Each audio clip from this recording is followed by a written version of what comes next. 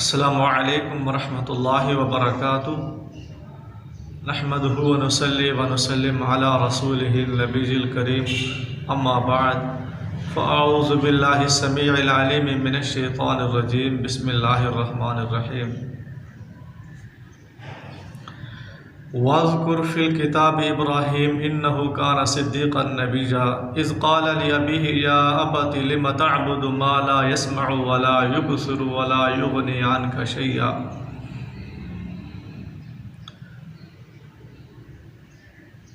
اس آیت میں اللہ تبارک و تعالی نے ایک ادب سکھایا ہے کہ جب آپ نے دعوت دینی ہے، چاہے سامنے والا مسلمان ہو یا کافر ہو، اس کو پیار محبت سے سمجھانا ہے۔ ابراہیم علیہ السلام جو کہ عظیم پیغمبر تھے اور عظیم داعی تھے، اللہ تعالیٰ کی توحید کا پرچار کرنے والے تھے، اللہ تعالیٰ کی توحید کا پیغام دنیا کائنات میں پھیلانے والے تھے، اور بہت ہی زبردست انداز سے جو ہے دین کی دعوت دینے والے تھے۔ اپنے باپ جو بت بنانے والا تھا اس کو دعوت دے رہے ہیں، اپنے باپ آزر کو دعوت دے رہے ہیں۔ اذ قال لأبیہ یا ابت، جب کہا اپنے باپ کے لیے اے ابا جان، لم تعبد ما لا يسمع ولا يبصر ولا یغنی عنک شیئا، آپ کیوں عبادت کرتے ہیں ان کی جو سن نہیں سکتے اور نہ ہی دیکھتے ہیں اور نہ ہی کوئی فائدہ دیتے ہیں۔ سب سے پہلے آپ دیکھیں، باپ کافر ہے، مسلمان نہیں ہے، لیکن گالیاں نہیں دی اس کو، پیار محبت سے ان کو سمجھایا ہے۔ اور یہی صفت، یہی پہچان مومن کی ہے، مسلمان کی ہے۔ مسلمان گالی نہیں دیتا۔ نبی کریم صلی اللہ علیہ وسلم نے ارشاد فرمایا، مومن لان تان کرنے والا نہیں ہوتا، بےہودہ گفتگو کرنے والا نہیں ہوتا۔ یہ مومن کی پہچان ہے۔ نبی کریم صلی اللہ علیہ وآلہ وسلم سے ایک اور حدیث ہے، اللہ کے نبی نے فرمایا، من سلم المسلمون من لسانہ و یدہ، مسلمان وہ ہے جس کی زبان سے، جس کے ہاتھوں سے دوسرا مسلمان جو ہے وہ محفوظ ہو۔ دعوت کے میدان میں ہیں آپ یا دنیاوی کاروبار میں ہیں آپ، کسی کو گالیاں نہ دیں، لان تان نہ کریں، بےہودہ گفتگو نہ کریں، بری گفتگو نہ کریں۔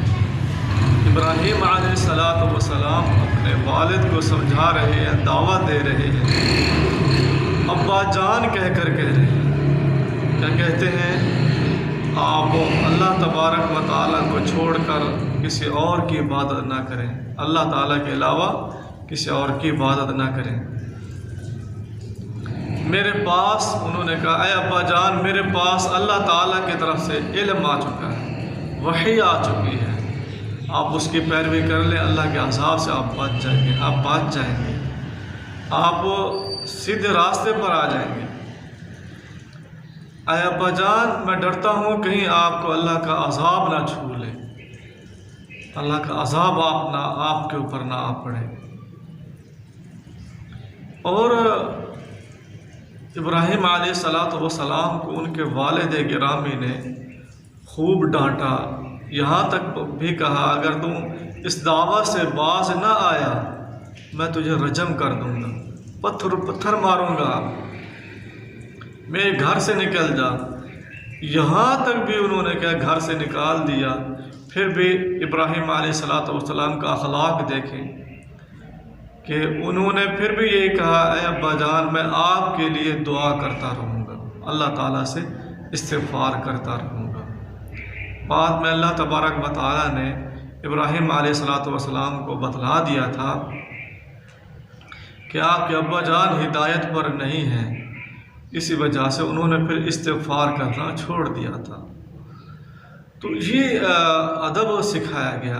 اور اسی طرح حضرت نوح علیہ السلام اپنے کافر بیٹے کو بھی پیار محبت سے دعوت دیتے ہیں، سمجھاتے ہیں، ان کو کہتے ہیں وَنَادَى نُوحٌ ابْنَهُ وَكَانَ فِي مَعْزِلٍ يَا بُنَيَّ ارْكَب مَعَنَا وَلَا تَكُن مَعَ الْكَافِرِينَ۔ اپنے بیٹے کو نوح علیہ السلام سمجھا رہے ہیں، پکار رہے ہیں، اے بیٹے ہمارے ساتھ کشتی پر سوار ہو جا، کافروں میں سے نہ ہو جا، ان کے ساتھ نہ جا۔ بیٹا نافرمان تھا۔ تو دیکھیں ہمیں اس سے کیا سبق مل رہا ہے، ہمیں کیا نصیحت حاصل ہو رہی ہے؟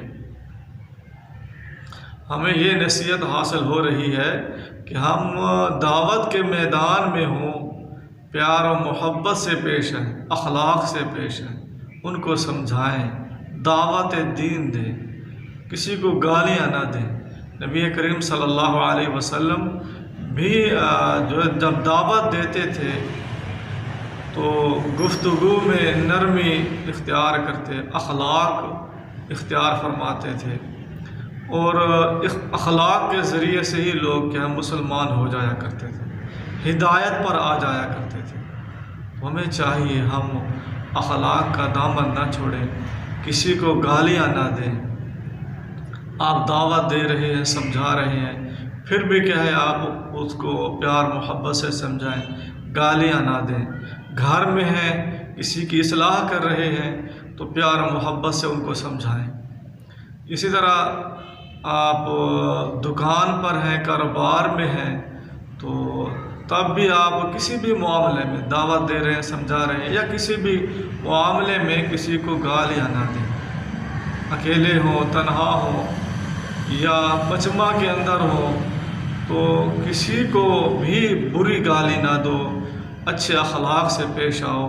اچھا اخلاق ہی مسلمان کی پہچان ہے، مسلمان کی علامت ہے۔